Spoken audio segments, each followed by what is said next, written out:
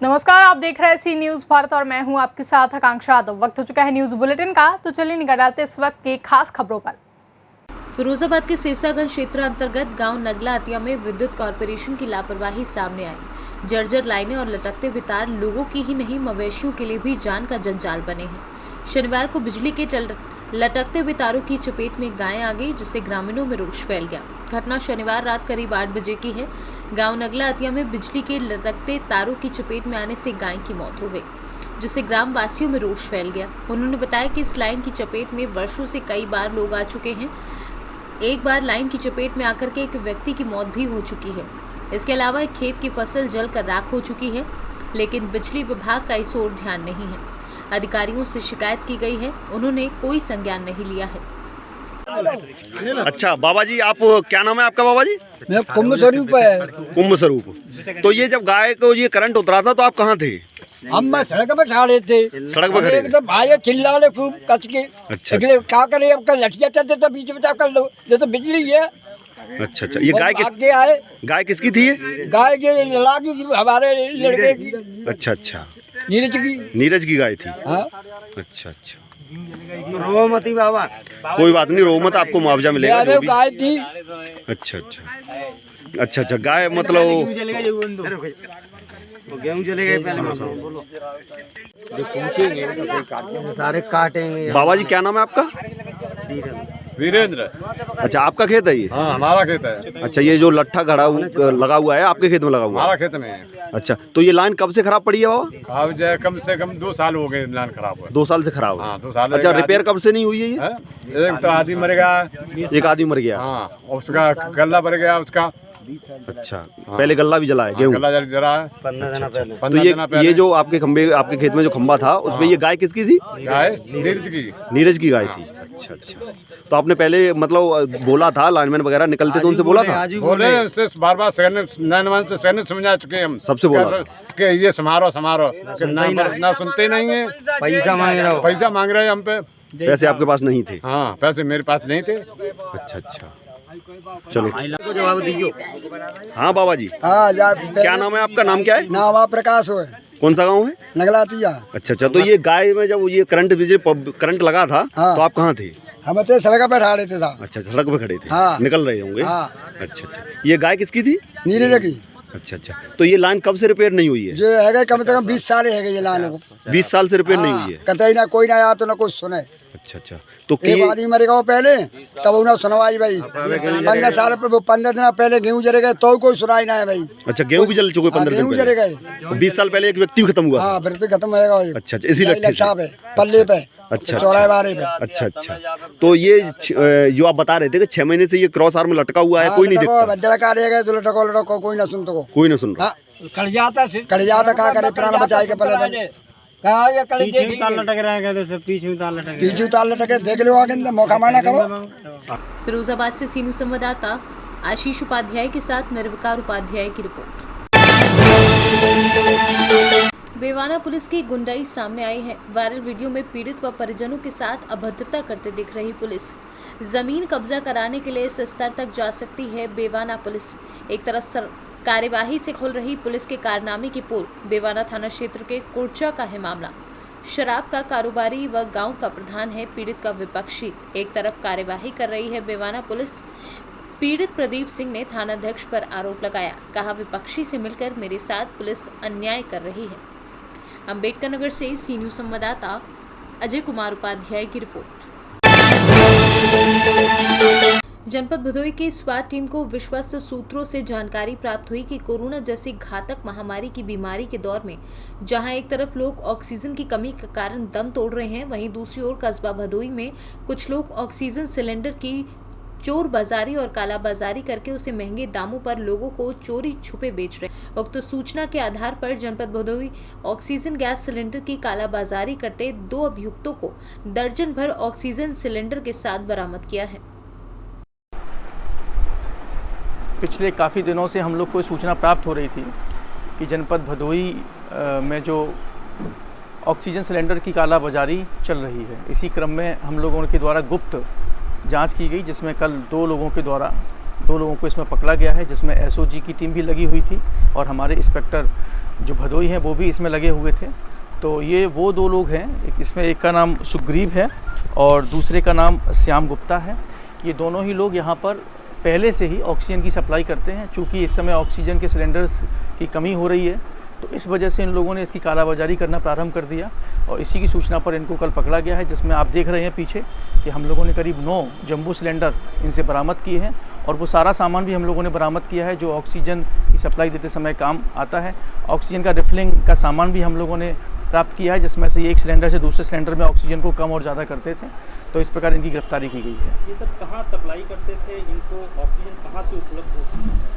ये एक पुराने ठेकेदार हैं और यहाँ के जितने भी प्राइवेट हॉस्पिटल्स हैं इसमें काफ़ी समय से ये काम कर रहे थे। क्योंकि इस समय जब ऑक्सीजन की ज़रूरत ज़्यादा मात्रा में लोगों को हुई तो उन्होंने इसकी कालाबाजारी प्रारंभ कर दी है। इन्होंने किन किन लोगों को सप्लाई की है इसके बारे में विवेचना के माध्यम से पता चलेगा और उन लोगों से भी पूछताछ की जाएगी कि क्या उन्होंने इन्हें किस तरीके से बेचा है और किस आधार पर उन्होंने इसे ख़रीदा है, इसकी आगे जानकारी दी जाएगी आपको। कितने में ये ब्लैक कर रहे थे एक सिलेंडर को? देखिए, अभी तक जिनको कल पकड़ा गया है उन्होंने 10,000 रुपये के आसपास बताया है कि 10,200 रुपये इनके पास से बरामद हुआ है और 6,000 रुपये में ये सिलेंडर की कालाबाजारी कर रहे थे।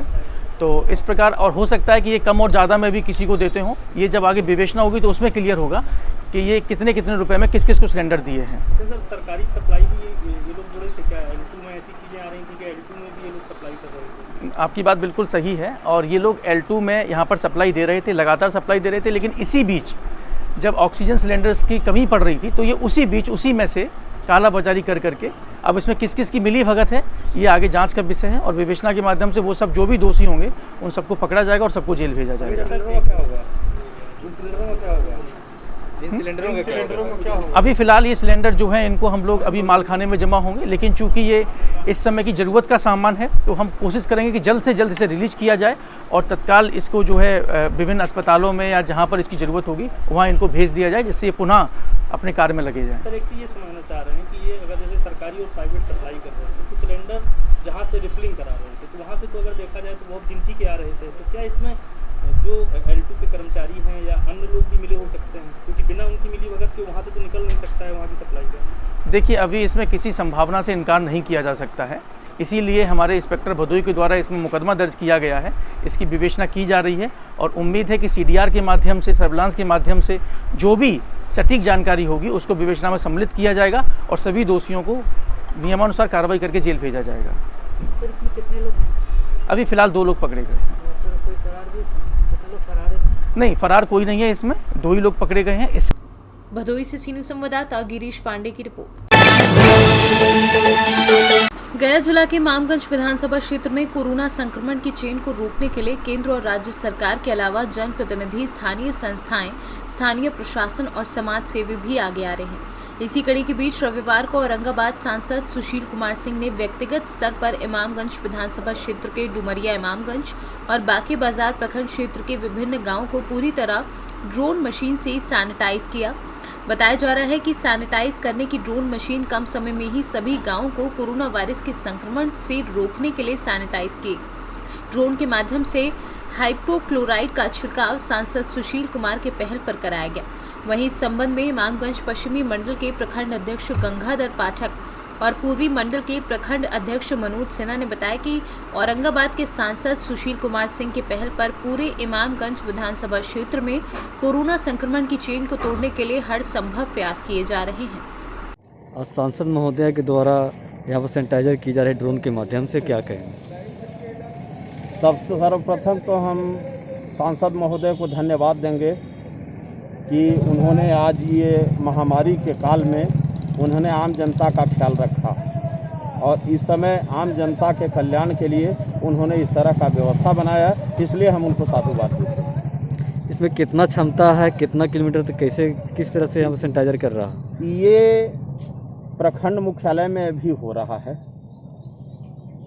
इमामगंज, डुमरिया, बांके बाजार में भी हुआ, मैगरा नारायणपुर में भी हुआ, हमारे इमामगंज के बगल में रानीगंज में भी हुआ, चपरी वगैरह हुआ है और इमामगंज गेवालगंज पसेवा कंप्लीट हो जाएगा। तो परिचय दे दीजिए। गंगाधर पाठक, मंडल अध्यक्ष, इमामगंज पश्चिम। आज सांसद महोदय के द्वारा प्रखंड क्षेत्र को सैनिटाइज किया जा रहा है ड्रोन के माध्यम से, क्या कहें? रानीगंज पूरे बाजार में सैनिटाइजेशन का काम सांसद महोदय के द्वारा भेजे गए ड्रोन से हुआ है। छपरी, बांस बाजार, पंडा बीघा, नीचे बाजार, मेन बाजार, गडेरिया, सारे मोहल्ले को सैनिटाइज किया गया है। इमामगंज प्रखंड का ही पूरा विधानसभा? नहीं, पूरे विधानसभा में आपका डुमरिया में भी हुआ है सैनिटाइजेशन का काम, रानीगंज इमामगंज भी हुआ है, अभी बाकी बाजार भी होना है। तो मैगरा नारायणपुर होते हुए ये लोग आए हैं रानीगंज में हो गया है, रानीगंज के बाद अब इमामगंज में हो रहा है, इमामगंज के बाद बाकी बाजार में सैनिटाइजेशन। किस तरह से सैनिटाइजेशन के कार्य किया जा रहा है ड्रोन के माध्यम से? हाँ, और अनवरत चलेगा। किस तरह से किया जा रहा है? ये ड्रोन के माध्यम से किया जा रहा है, नया टेक्नोलॉजी का इस्तेमाल हुआ है उसमें, और उसी में जो है से विषाणुरोधक दवा डाल करके छिड़काव किया जा रहा है। इससे क्या संक्रमितों की संख्या में क्या कुछ? हाँ, निश्चित रूप से संक्रमण का दर जो है से गिरेगा। और हम लोग अपील भी कर रहे हैं लोगों से कि अनावश्यक घर से बाहर न निकले, लॉकडाउन का पालन करें, वैक्सीनेशन पर ध्यान दें, वैक्सीन मिल रहा है उसका सुविधा का लाभ उठावें, और अनावश्यक घर से बाहर निकलना बंद करें। कई लोग वैक्सीनेशन से डर रहे हैं कि कुछ बुखार लग रहे हैं और कुछ हो रहे हैं, कई लोग मर रहे हैं, इसमें क्या कुछ? चिकित्सा जगत से जुड़े हुए हमको भी 30 साल हो गया। कोई भी वैक्सीन लेने के बाद कुछ प्रतिकूल प्रभाव शरीर पर पड़ता है, और इसमें जरा सा सर दर्द, थोड़ी बुखार की समस्या है। माननीय प्रधानमंत्री, भारत के राष्ट्रपति, मुख्य सचिव, सारे लोग वैक्सीन ले चुके हैं। आपके मुख्यमंत्री लिए हुए हैं, सभी सांसद लिए हुए हैं, हम भी लिए हुए हैं। हम तो दोनों डोज ले लिए हैं, कभी कोई कॉम्प्लिकेशन नहीं हुआ। एकदम डरने की आवश्यकता नहीं है, निर्भीक होकर लोगों को वैक्सीन लेना चाहिए, और यही जो है से बचाव का एक तरीका है। परिचय दे दीजिए। परिचय। मैं मनोज कुमार सिन्हा, भारतीय जनता पार्टी मंडल अध्यक्ष, इमामगंज पूर्वी। आज सांसद महोदय के द्वारा सैनिटाइजर के कार्य किया गया है ड्रोन के माध्यम से, क्या कहें? औरंगाबाद संसदीय क्षेत्र के माननीय सांसद श्री सुशील कुमार सिंह के 24 घंटा अपने क्षेत्र के लोगों के विषय में दिमाग में बना रहता है। लोग विरोधी का काम है विरोध करना, लेकिन माननीय सांसद महोदय कभी भी किसी विरोधी के बातों पर नहीं चलते हैं। वो अपने लोगों के काम पर ही ज़्यादा विश्वास रखते हैं, उन लोगों पर ही विश्वास रखते हैं। कुछ लोग इसका विरोध भी कर रहे हैं, लेकिन हम कहेंगे कि हाथी चले बाजार, कुत्ता भूखे हजार, इससे कुछ प्रभाव नहीं पड़ने वाला है। लोगों की सुरक्षा संरक्षा ही मेरा प्रथम जिम्मेवारी है, और हर सुख दुख में हम इस क्षेत्र के लोगों के साथ हैं, और माननीय सांसद महोदय का ऐसा कृपा है कि कुछ न कुछ बराबर अपने लोगों के लिए करते ही रहेंगे। किस तरह से सैनिटाइजर की गई है और कहाँ कहाँ की गई है? अभी औरंगाबाद शहर को किया गया था, दूसरे दिन जाकर के टेकारी अनुमंडल को किया गया है, और तीसरा दिन आज इमामगंज, डुमरिया, बांके बाजार, मैगरा, नारायणपुर, रानीगंज, इतना जगह को आज किया जा रहा है। इससे क्या होगा संक्रमितों की संख्या? देखिए, ये केमिकल के द्वारा वायुमंडल में दूषित कोरोना वायरस को या उससे पड़ने वाले प्रभाव को रोकथाम के लिए ही ये निराकरण किया जा रहा है। अपना परिचय दे दीजिए। मेरा नाम उपेंद्र सिंह है। मैं चुनाव में इस क्षेत्र का प्रभारी के रूप में माननीय सांसद महोदय के द्वारा कार्य किया हूं। औरंगाबाद का रहने वाला हूं, और मैं विगत 30 वर्षों से माननीय सांसद महोदय के साथ उनका निजी सहायक के रूप में काम करता हूं। गया से सीनू संवाददाता अशोक शर्मा की रिपोर्ट। सुल्तानपुर लंबुआ कोतवाली क्षेत्र के मदनपुर पनियार निवासी श्रीराम मिश्रा की पत्नी उर्मिला देवी के कोरोना संक्रमित होने के कारण शनिवार को ट्रॉमा सेंटर सुल्तानपुर में बने L2 हॉस्पिटल में भर्ती कराया था, जहां पर उसकी मृत्यु हो गई। इसके बाद प्रशासन ने एम्बुलेंस से मृतक महिला के शव को गांव भिजवाया, और शांति तथा सुरक्षा व्यवस्था को कायम रखने के लिए BRB पर तैनात सिपाही हरीश चौधरी एवं शहाबुद्दीन की ड्यूटी लगाई गई। दोनों सिपाही शव को गांव में छोड़ने के बाद वापस आ रहे थे कि उसी समय गांव के ही 3-4 लोग टेम्पो से लकड़ी लाद कर ले जा रहे थे। जैसे ही उन लोगों ने पुलिस के सिपाहियों को देखा तो गाली देने लगे और उन पर हमला बोल दिया।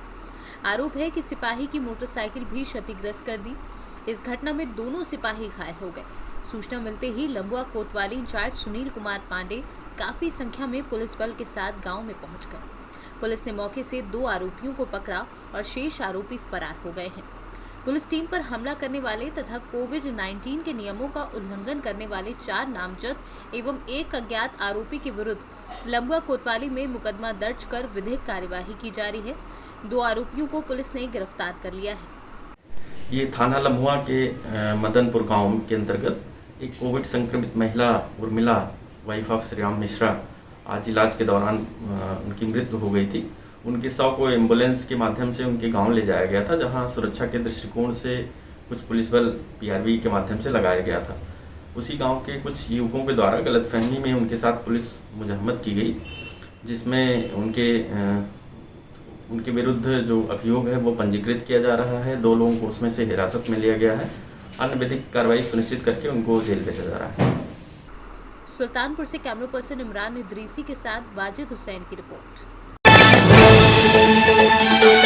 ISBT आगरा शहर का सबसे बड़ा बस स्टैंड है, जहां से उत्तर प्रदेश, मध्य प्रदेश, राजस्थान, दिल्ली, छत्तीसगढ़ तमाम जगह जाने के लिए बसों का आवागमन लगा रहता है। तो वहीं बस स्टैंड पर यात्रियों का भी काफ़ी जमावड़ा देखने को मिलता था, लेकिन इस कोरोना महामारी संकट ने तो ISBT बस स्टैंड की शोभा को बिल्कुल ही खत्म कर दिया है। आज बस स्टैंड के हालात ऐसे बने हैं कि वहां परिंदा तक नहीं घूम रहा और बसें इंतजार करते हुए देखी जा सकती हैं। आगरा से सी न्यूज़ संवाददाता विनय की रिपोर्ट। फिलहाल के लिए न्यूज़ बुलेटिन में बस इतना ही। देश और दुनिया की तमाम बड़ी खबरों के लिए देखते रहें सी न्यूज़ भारत।